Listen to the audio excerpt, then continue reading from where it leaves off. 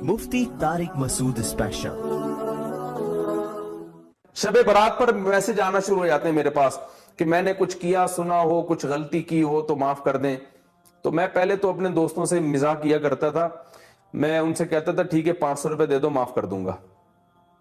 तो मैं क्यों 500 क्यों दे दें, मैंने कहा फ्री पकड़ की माफी का किया था तो एक वो है ग्रुप में भेज दो मैसेज सब माफ कर दें, ये क्या माफी है। तो मैं वैसे ही उनसे मजाक करता था। तो आज ऐसे ही माफी मांगी जा रही है। बहन की विरासत दे नहीं रहे, बहन से बोल रहे होते हज पे जाने से पहले कोई कुछ मैंने किया कहा सुना हो तो बहन माफ कर देना।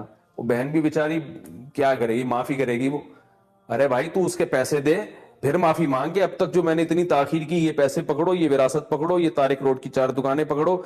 और सिस्टर मैंने जो 10 साल से आपको विरासत नहीं दी, दबा के बैठा हूं, मैं माफी चाहता हूं और आइंदा ऐसी गलती नहीं करूंगा। ये अपनी प्रॉपर्टी पकड़े, फिर है ये माफी।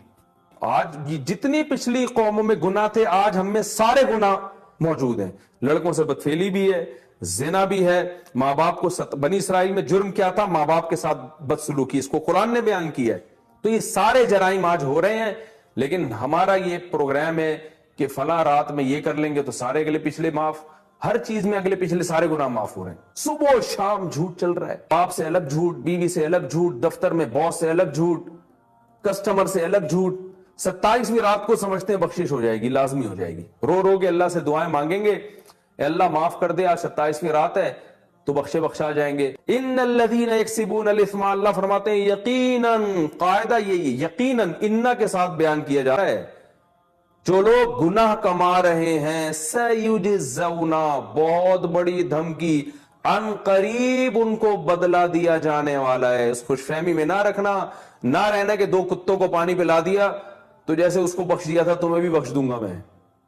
कानून नहीं है मेरा, वो कुदरत है, वो कुदरत है, ताकि तुम यकीनी तौर पर जहन्नम के फतवे लोगों पे ना लगाओ। ऐसा भी हो जाता है, अल्लाह ऐसे भी बख्श देता है, बाज दफा होता है भाई, उसूल नहीं है ये। सही मुस्लिम की हदीस है, आप सल्लल्लाहु अलैहि वसल्लम ने फरमाया इस उम्मत में बहुत से नमाजी, बहुत से रोजेदार भी जहन्नम में जाएंगे। तो सिर्फ नमाज पढ़ लेना भी काफी नहीं है, सिर्फ रोजे रख लेना भी काफी नहीं है। हदीस में बड़ी वईदें हैं, विरासत खाने पर, यतीमों का माल खाने पर, खा रहे हैं, झूठ बोल रहे हैं। झूठ कितना बड़ा जुर्म है। आप सल्लल्लाहु अलैहि वसल्लम से किसी साहबी ने पूछा या रसूलुल्लाह मुसलमान से फला गुनाह हो सकता है, फरमाया हाँ हो सकता है।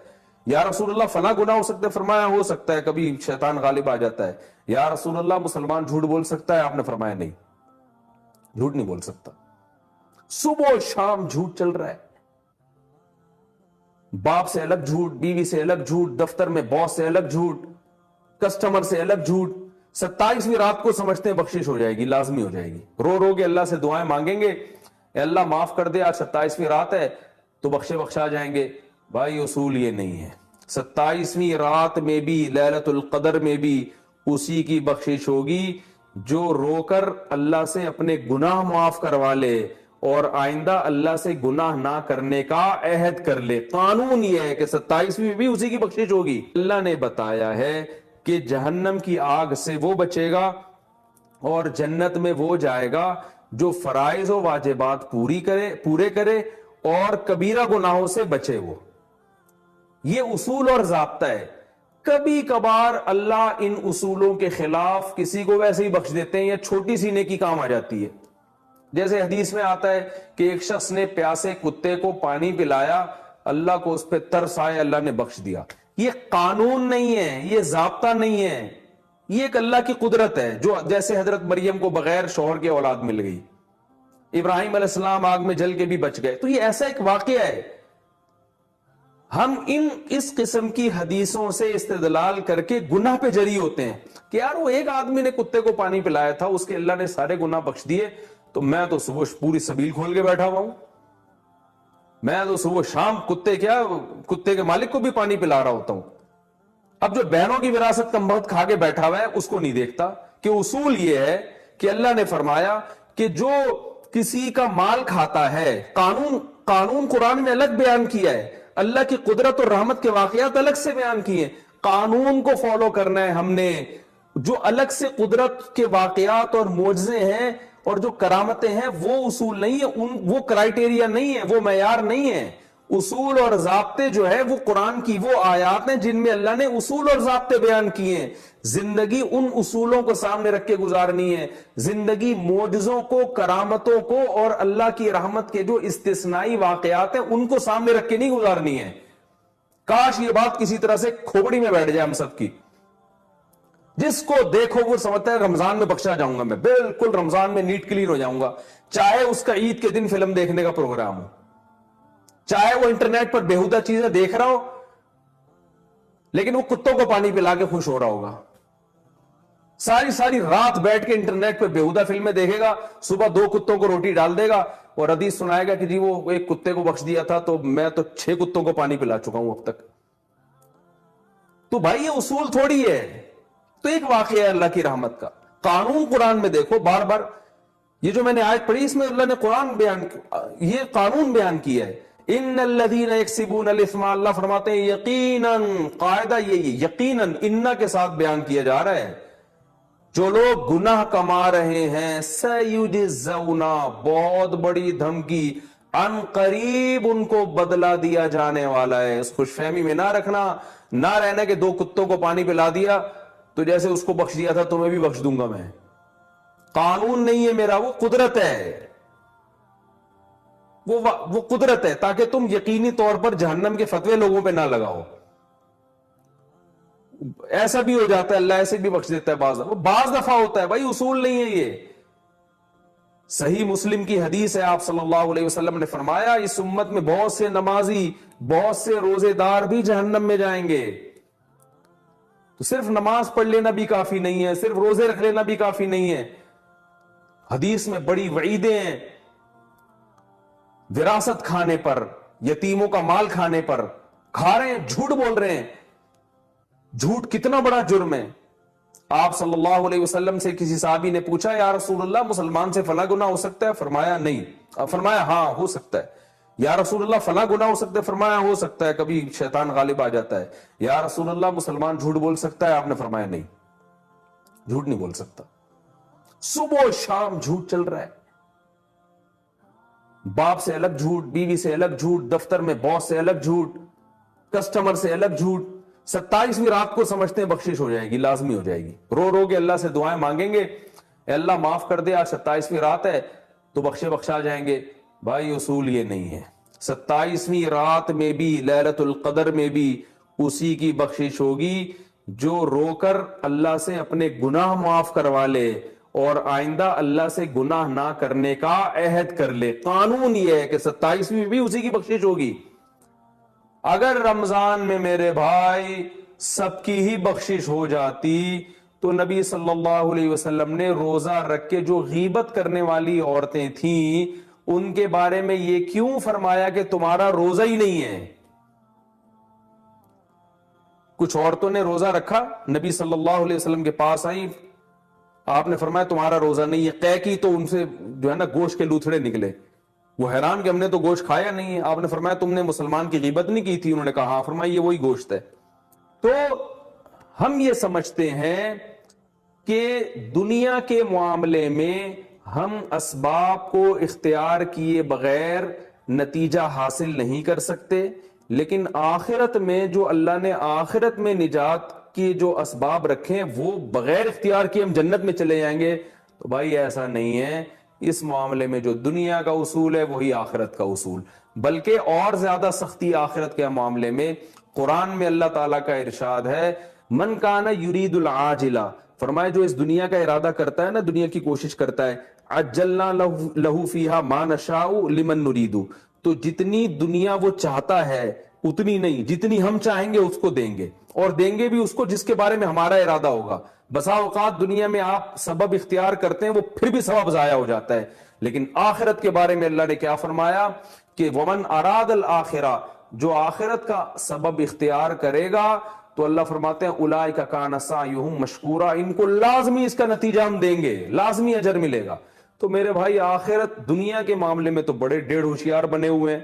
یہاں تو کوئی یہ نہیں کہتا کہ روٹی نہیں کھاؤں گا تو کوئی بات نہیں, وہ خود بخود میرا پیٹ بھر جائے گا, اور میں آگ میں چھلانگ لگاؤں گا تو اللہ بچا لے گا, جیسے ابراہیم علیہ السلام کو بچایا تھا تو مجھے بھی بچا لے گا. یہاں کہتے نہیں بھائی وہ صرف ابراہیم علیہ السلام کو ہی بچایا, مجھے نہیں بچائے گا, اس آگ کو مجھ سے دور رکھو. لیکن آخرت کے معاملے میں جہاں بات آتی ہے تو وہاں ہم کہتے ہیں یار میں نہ بہنوں کی وراثت ادا کروں گا, نہ میں داڑھی رکھوں گا, نہ میں فرض نماز کی پابندی کروں گا, نہ میں والدین کے ساتھ حسن سلوک کروں گا, نہ میں بیوی بچوں کے حقوق ادا کروں گا, میں کتا خرید کے اس کو پانی پلاؤں گا روزانہ. تو فلاں صحابی کے بارے میں, فلاں شخص کے بارے میں حدیث میں آتا ہے اس نے کتے کو پانی پلایا تھا, جنت میں گیا تھا, تو میں 6 کتوں کو پانی پلاؤں گا, میں تو 6 دفعہ جنت میں جاؤں گا.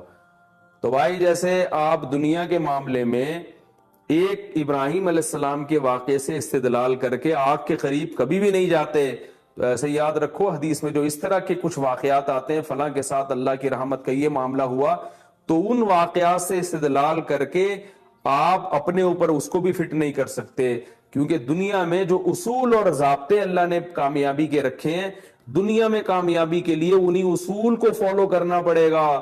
بالکل یاد رکھیں, اسی طرح آخرت میں کامیابی کے لیے بھی آخرت میں کامیابی کے جو اصول اللہ نے لکھے ہیں بتائے ہیں ان کو فالو کرنا پڑے گا. یہ وظیفوں سے مسئلہ حل نہیں ہوگا. تو یاد رکھیں جس طرح دنیا میں سبب اختیار کرنا پڑتا ہے کامیابی کے لیے, اسی طرح آخرت کی کامیابی کے لیے بھی میرے بھائی آخرت کا سبب اختیار کرنا پڑے گا, اور وہ ہے گناہوں سے بچنا.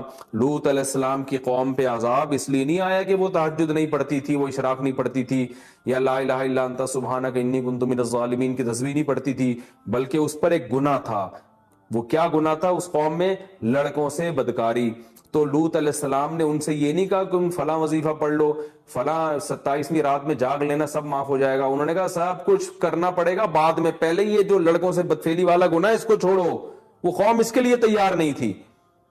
شعیب علیہ السلام نے اپنی قوم کو یہ نہیں سمجھایا کہ لیلۃ القدر آئے گی تو فلاں عبادت کر لینا تو اگلے پچھلے سارے معاف ہو جائیں گے.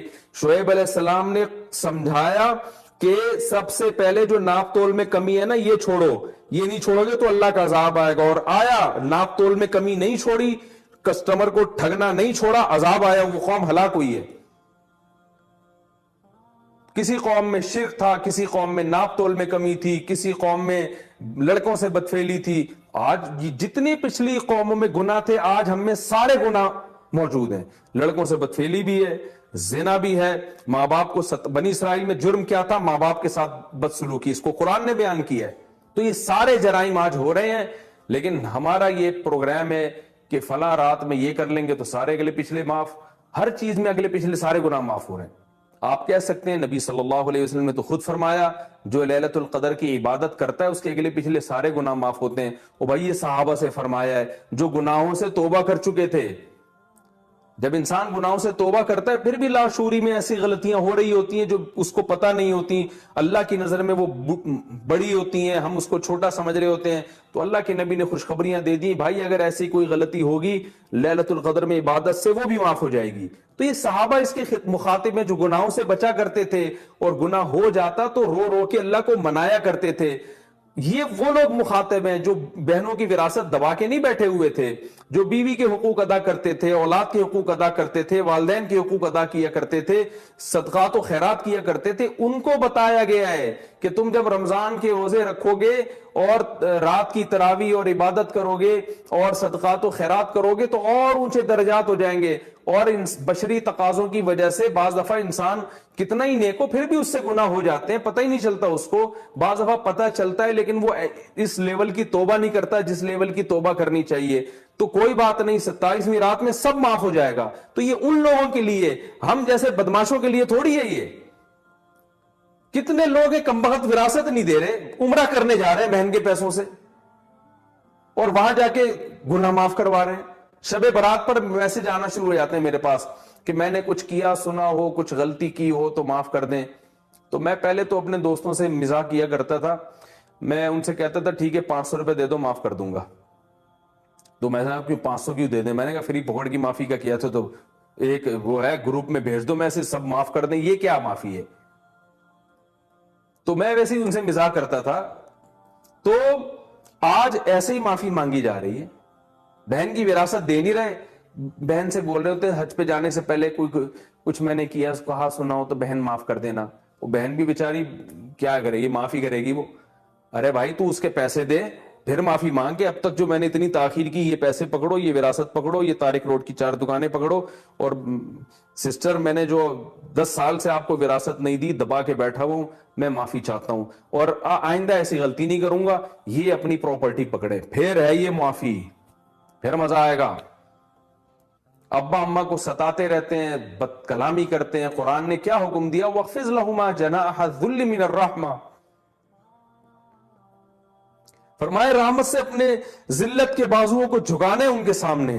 چیخنا, چلانا, بدتمیزی کرنا, گھروں میں چیخو پکار ہو رہی ہے باپ کے سامنے, ماں کے سامنے. عورت شوہر کی ناشکری ہے, شوہر سے اگر زیادتی ہوتی ہے اس کے احسانات تو دیکھو.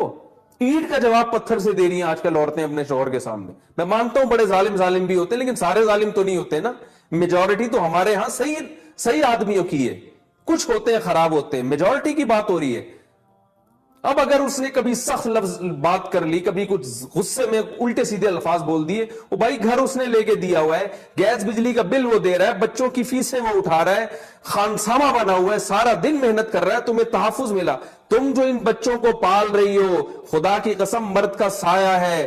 اگر یہ مرد کا سایہ نہ ہوتا ان بچوں کو اتنی عزت کے ساتھ نہیں پال سکتی تھی. اتنے احسانات کے باوجود, اتنے احسانات کے ساتھ اگر کبھی اس سے زیادتی ہو جاتی ہے تو برداشت کر لو. نہیں برداشت ہو رہا, ہر بات کا جواب, ہر بات شکایتیں, میرا میاں ایسا, میرا میاں ایسا, میرا میاں, سارے محلے میں بدنام کر کے رکھا ہوا ہے. اور اسی طرح معاملہ عورت کے ساتھ ہے. کتنے لوگ ہیں بیسک حقوق ادا نہیں کر رہے, بیویاں کما کما کے ان کمبختوں کو کھلا رہی ہیں, اور وہ جناب عمرے پہ جا رہے ہیں, اپنی آمدن ساری لگا رہے ہیں کہ جو ہے نا وہ صدقات و خیرات کر رہے ہیں, اور پتہ نہیں کیا کیا کر رہے ہیں, جو پہلے اللہ نے جن کا بنیادی بیسک حق بیان کیا ہے, بیوی بچوں کا, اپنے ماں باپ کا, وہ ادا نہیں کر رہے. ایسی شکایتیں آتی ہیں کہ جی انہوں نے اپنے آپ کو دین کی خدمت کے لیے وقف کر دیا, بچوں کا پتہ ہی نہیں کہاں کون بچہ کہاں بیٹھا ہے, وہ فلم دیکھ رہے ہیں سینما گھر میں بیٹھ کے, یا وہ جناب باہر چرسیوں ہیروئنچیوں کے ساتھ بیٹھ رہے ہیں. مائیں بیچاری بچوں کی فکر کر رہی ہیں, اور وہ تربیت کی فکر کر رہی ہیں, کہہ رہی ہیں ہمارے میاں 24 گھنٹے تبلیغ میں ہوتے ہیں, 24 گھنٹے, ساری دنیا کو ہر وقت بیٹھے کے پکڑ کے نہ کچھ نصیحت کر رہے ہوتے ہیں. گھر میں بچوں کو ٹائم دینے کے لیے تیار ہی نہیں ہے, 1 منٹ کے لیے گھر میں بچوں کے پاس آگے بیٹھتے. تو سب سے پہلا حق تو اپنے بیوی بچوں کا ہے. قُوْ أَنفُسَكُمْ وَأَهْلِيكُمْ نَارًا, اللہ نے فرمایا سب سے پہلے اپنے آپ کو, پھر اپنے گھر والوں کو جہنم کی آگ سے بچاؤ.